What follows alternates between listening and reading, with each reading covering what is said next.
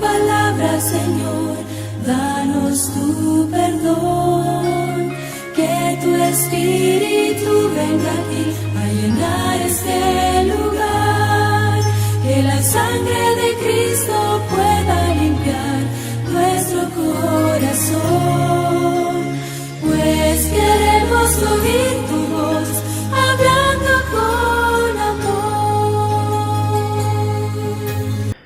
Muy buenos días a todos ustedes, mis queridos hermanos y amigos. Les saludo en el nombre del Señor y les doy una cordial bienvenida a este estudio que tenemos para esta mañana. Estamos en este día especial, día sábado, día del Señor, el cual nos ayudará a nosotros a comprender cada parte del mensaje poderoso de nuestro Señor Jesucristo y agradecer porque Él es el que nos da en todo momento la vida y también nos da esa oportunidad que nosotros necesitamos para poder encontrarnos cada mañana. Estamos en un desarrollo, vamos a desarrollar el estudio que durante la semana hemos venido escuchando y desarrollando también. En este momento vamos a iniciar, pero antes de poder iniciar quisiéramos orar. En este trimestre hemos estudiado hermosas lecciones. Finalizamos el día de hoy y si Dios lo permite estaremos iniciando una nueva lección que nos ayudará para que podamos aprender y comprender cada parte de la Escritura. Mi querido hermano, donde tú te encuentres, su amigo y hermano Eduardo les acompañará en este estudio que tenemos para esta mañana. Vamos a orar donde tú te encuentres. Permíteme a comunicarme con el maravilloso Señor. Padre Santo, en este momento queremos agradecerte y pedirte, Señor, que nos ayudes a desarrollar este estudio. Queremos hacerlo de acuerdo a tu voluntad. Si hay algo que no entendemos, ayúdanos a entenderlo. Tú, Señor, tienes la fuerza, tú tienes, Señor, la explicación para darnos. Solamente necesitamos acercarnos a ti para que tú nos des la respuesta necesaria que necesitamos. Bendito Señor, acompáñanos en este estudio que tenemos y que tu Santo Espíritu, Señor, sea nuestro Maestro. En el nombre de Jesús, amén, Señor. Nuestro estudio para esta mañana, que durante la semana hemos venido estudiando, titulaba Cristo en su santuario. El texto de memoria que teníamos era Hebreos el capítulo 8 del versículo 1 al 2. Dice: ahora bien, el punto principal de lo que venimos diciendo es que tenemos tal sumo sacerdote, el cual se sentó a la diestra del trono de la majestad en los cielos, ministro del santuario y de aquel verdadero tabernáculo que levantó el Señor y no el hombre. Ahora pues el punto principal de lo que venimos diciendo es que tenemos un sumo sacerdote, el cual se sentó a la diestra del trono de la majestad de los cielos, ministro del santuario y de aquel verdadero tabernáculo que levantó el Señor y no el hombre. El testimonio en el manuscrito, el tomo 9, la página 184 dice: Cristo ha hecho un sacrificio eficaz y es el único mediador, sacerdote entre Dios y el hombre, que todo el hombre deje su obstinación y ocupe su propio lugar, llevando el yugo de Cristo. Qué interesante este testimonio. Cristo ha hecho un sacrificio eficaz y es el único mediador y sacerdote entre Dios y el hombre. El único mediador. No hay otro mediador que nos pueda acercar al Señor Jesús. El único mediador es Cristo Jesús, el Hijo que vino aquí a la tierra a poder dar la vida y permitir que nosotros tengamos el camino o el acceso para tener oportunidad de salvación. Entonces, vamos al desarrollo de nuestro estudio. Tenemos preguntas que resolver y vamos a resolverla detenidamente cada pregunta. Dice la pregunta: explica la diferencia entre la expiación diaria y el anual. Levíticos capítulo 4, versículo 35. Vamos a ver lo que dice Levítico 4, versículo 35. Vamos a ver lo que menciona este libro. Levítico capítulo 4, versículo 35. 4:35 dice así: el sacerdote quitará toda la grasa como se quita la grasa del sacrificio de paz, y la quemará en el altar sobre la ofrenda abrasada para el Señor, y el sacerdote expiará el pecado cometido y quedará perdonado.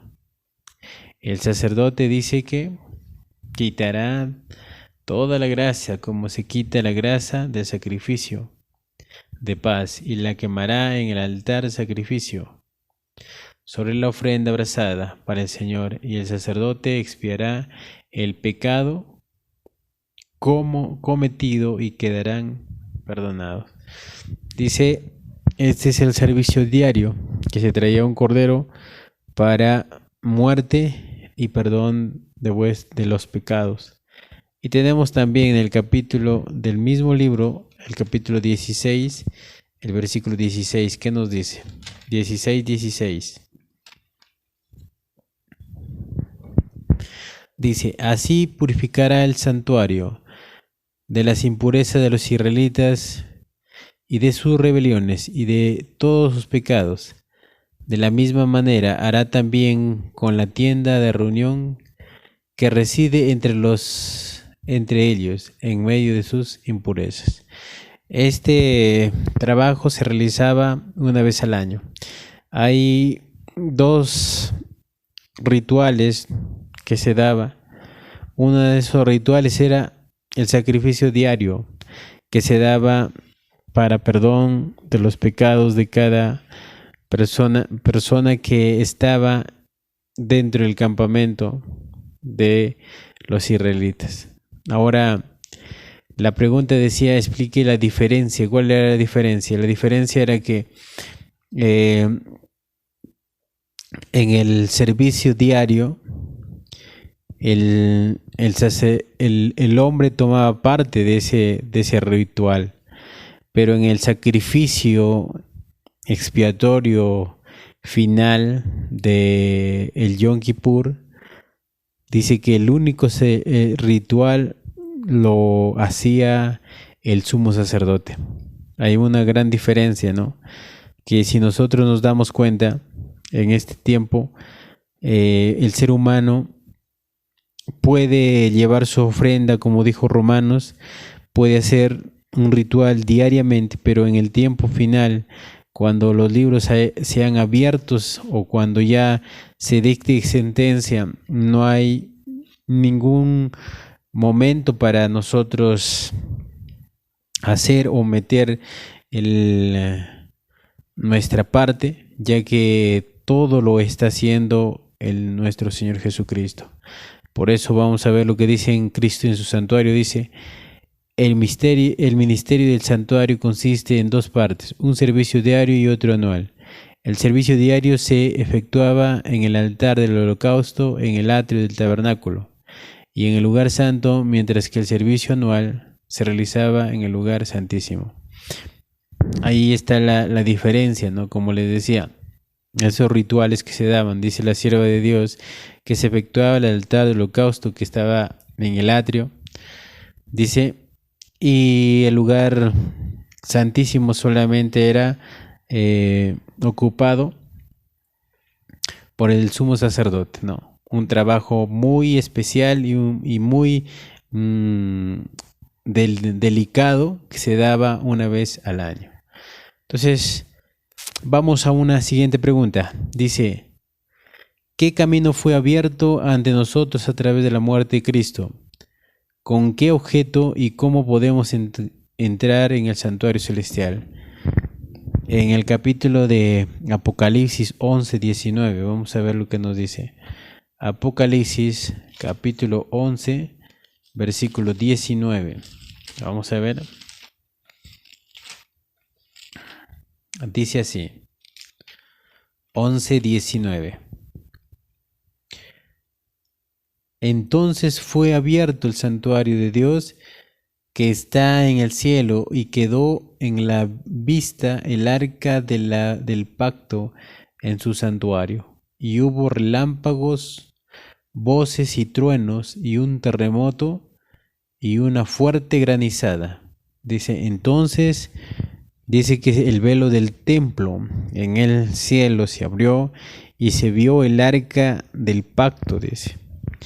Y en el arca del pacto estaba los utensilios importantes, que era la vara de Aarón, la urna con el maná y las tablas de los 10 mandamientos.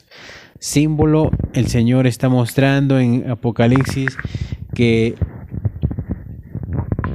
esa parte del santuario, que era el lugar santísimo, es el trabajo donde Cristo está haciendo el trabajo, vamos a decir, la obra final, ¿verdad? Miren lo que dice este corto testimonio. Testimonios para la Iglesia, el tomo 5, la página 310. Estad deseosos y ansiosos de confesar vuestras faltas y abandonarlas, para que vuestros errores y pecados vayan a juicio de antemano y sean borrados. De alguna manera es así, recordando que una vez al año, en el ritual del Yom Kippur, dice que se daba un trabajo de limpieza total, y el pueblo quedaba limpio, sin ninguna mancha de pecado. Eran borrados, porque ese día se limpiaba, se hacía la limpieza total de el pueblo del Señor. Entonces, es interesante la pregunta que dice: ¿qué camino fue abierto ante nosotros a través de la muerte de Cristo? ¿Qué camino fue abierto ante nosotros? Dice, ¿qué camino fue abierto ante nosotros a través de la muerte de Cristo? Dice, era la primera parte, ¿verdad? La primera parte del sacrificio del Cordero diario, como podemos ver. En este caso, ahora el Cordero era Cristo, se estaba dando la primera parte. Dice, ¿y qué camino fue abierto ante nosotros a través de la muerte de Cristo? Que Cristo entraba ya al lugar santo y está a punto de ingresar al lugar santísimo, ¿no? Y también dice, ¿con qué objetivo y cómo podemos entrar en el santuario celestial? ¿Con qué objetivo? Con el objetivo de ser limpiados y borrados nuestros pecados. ¿Y cómo podemos entrar en el santuario? Teniendo una limpieza total diariamente, ¿no? Por esa razón necesitamos santificarnos. Vamos a una tercera pregunta. La tercera pregunta dice, después de que nuestros pecados han sido confesados y perdonados día tras día, ¿a dónde van antes de que sean borrados? ¿No? ¿A dónde van antes que sean perdonados nuestros pecados? Esta es una pregunta que podríamos decirle personal a nosotros y poder responderlo. Después dice de que nuestros pecados han sido confesados y perdonados, dice día tras día, ¿a dónde van antes de que sean borrados? Recordando que en el santuario esos pecados eran dejados en la cortina, vamos a decir. El pecado estaba allí para que en el día del juicio sea completamente borrados, ¿verdad? Esos pecados que el pueblo traía en ofrenda con el Cordero eran dejados en el santuario hasta el tiempo final, ¿no? Antes de ser borrados. Por esa razón, en este tiempo que vivimos, en el momento que nosotros nos convertimos y tenemos un arrepentimiento sincero, automáticamente esos pecados son perdonados, porque el texto de Primera de Juan nos dice claramente de que nuestros pecados, todo lo que estén en pecados, si confesamos nuestros pecados, Él es fiel y justo para perdonar nuestros pecados, o sea, nos perdona, pero esos pecados no son borrados por completo, ya que esa es la primera fase, vamos a decir, para que nosotros caminemos y lleguemos a obtener la vida eterna. Entonces, hay otra pregunta en el que es la 4, que nos dice, basado en Hebreos 9, 23 al 28, explica la purificación del santuario celestial en el tiempo del fin antes del regreso de Cristo. Basado en Hebreos 9, 23 al 28. Vamos a ver una parte y vamos a recordar lo que dice Hebreos, el capítulo 9, Hebreos 9, del 23 al 28. ¿Ya? El 23 al 28 dice, fue pues necesario que la copia de la realidad celestiales fuese purificado con estos sacrificios, pero las realidades celestiales mismas requieren mejores sacrificios que estos, porque Cristo no entró en el santuario hecho por mano de hombre, que era solo copia del santuario verdadero, sino que entró en el mismo cielo, donde ahora se presenta por nosotros ante Dios. Tampoco entró para ofrecer muchas veces a sí mismo, como entra el sumo sacerdote en el lugar santísimo cada año, dice, con sangre ajena. Si así fuera, Cristo hubiera tenido que sufrir muchas veces desde la creación del mundo, pero ahora, al final de los siglos, se presentó una sola vez para siempre, para quitar el pecado por medio del sacrificio de sí mismo. Y así como está ordenado que los hombres mueran una vez y después entren al juicio, así también Cristo fue ofrecido una sola vez para quitar los pecados de muchos. La segunda vez no vendrá para cargar el pecado, sino para salvar a cuantos lo esperen. Entonces, dice, basado en Hebreos capítulo 9, 23, ¿cómo es la purificación del santuario en el tiempo del fin antes del regreso de Cristo? ¿Cómo es? Dice que el Señor entró en el lugar santísimo para hacer una labor. Y en esa labor sabemos que se está realizando un juicio. Según Daniel capítulo 7, versículo 10, dice que los libros fueron abiertos. Un anciano de día se ha sentado y dice que se empezó a dar juicio a todos los que han muerto, ¿no? Vamos a decir, los muertos que murieron en Cristo están siendo juzgados según las obras que han hecho. Esa es la cual el Señor se presenta ante el Padre y intercede por sus hijos cuando sus hijos han tenido el agrado de permitir que Él sea su abogado. En Conflicto de los Siglos, la página 539, vamos a ver lo que nos dice. La obra del juicio investigador y el acto de borrar los pecados deben realizarse antes del segundo venimiento del Señor. ¿Se dan cuenta? En vista de que los muertos han de ser juzgados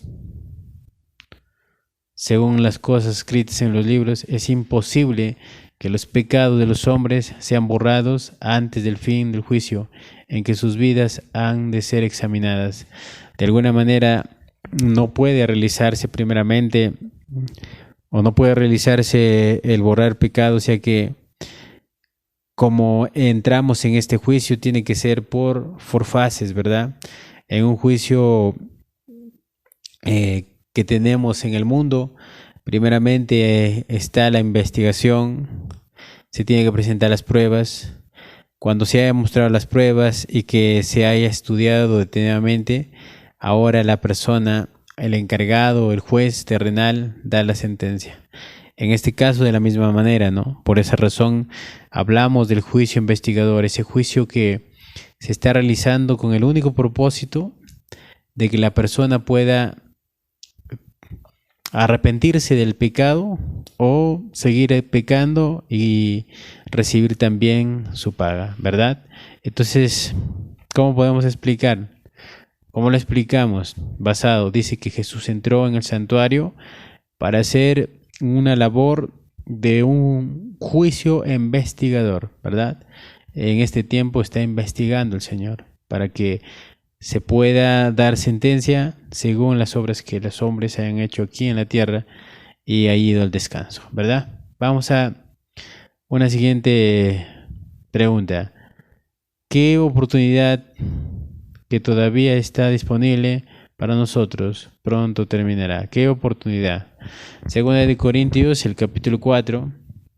Segunda de Corintios, el capítulo 4, el versículo del 5 al 7.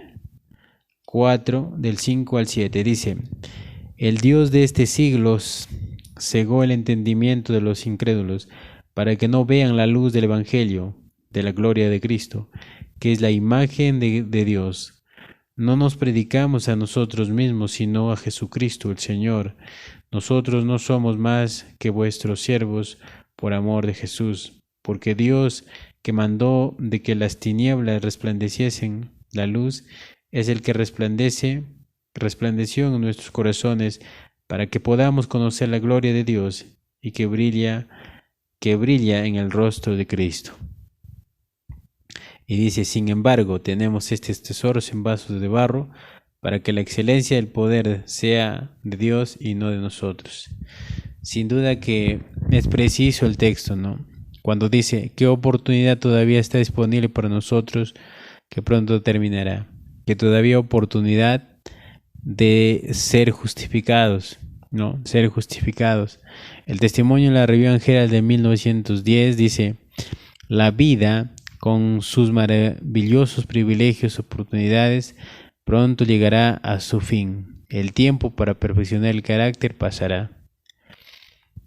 A menos que nos arrepintamos de nuestros pecados ahora y sean borrados por la sangre del Cordero, permanecerán el libro del cielo para acusarnos en el gran día que vendrá. Hoy hay una oportunidad. La oportunidad es que nuestro carácter todavía se puede ser perfeccionado, ¿no? La oportunidad es que nuestro carácter puede ser todavía perdonado y que cuando llegue el tiempo final nosotros decidiremos y en dónde estamos parados, ¿verdad? Si estamos haciendo el bien, tendremos oportunidad para decir: Señor, lo hemos estado esperando y hoy se llegó el momento de estar contigo. Pero los que no hicieron caso a este mensaje, lamentablemente se lamentarán en ese día. Entonces, vamos a una última pregunta. Dice: ¿qué tiene estos hombres que triunfarán en el tiempo final? ¿Qué tienen estos hombres? Apocalipsis 14:12 dice: aquí está la paciencia de los santos, los que guardan los mandamientos de Dios y tienen el testimonio de Jesús. ¿Qué tienen estos hombres? Una pregunta fácil, una pregunta tan importante, y también el testimonio nos da a conocer. Consejos para la Iglesia, página 432. Dice: Dios tiene un pueblo distinto, una iglesia en la tierra que no es inferior a otro alguno, sino superior a todos en su capacidad de enseñar la verdad y vindicar la ley de Dios. Este pueblo dice que tiene un privilegio y que tiene el mensaje poderoso de la verdad presente. Y lo puede hacer y lo puede dar. Pero dice, Dios tiene agentes designados debidamente, hombres a quienes está guiando, que han de soportar el calor, la carga del día, que están cooperando con los instrumentos celestiales en hacer progreso del reino de Dios en nuestro mundo.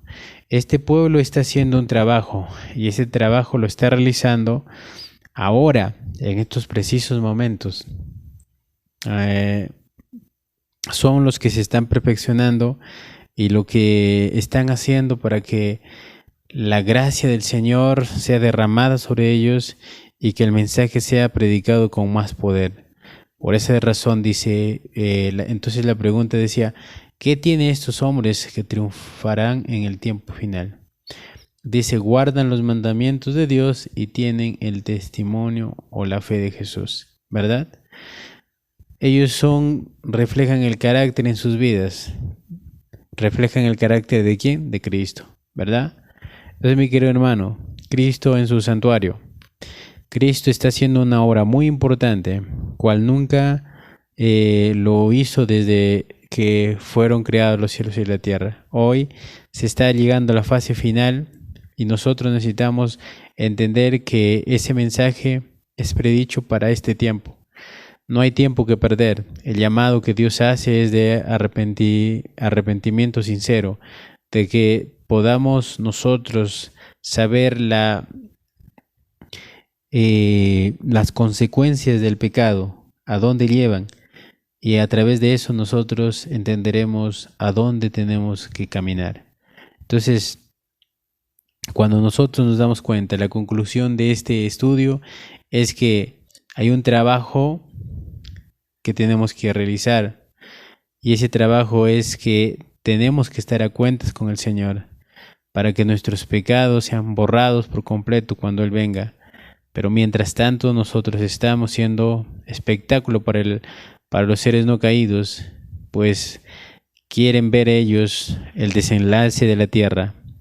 No perdamos el tiempo, mi querido hermano y amigo.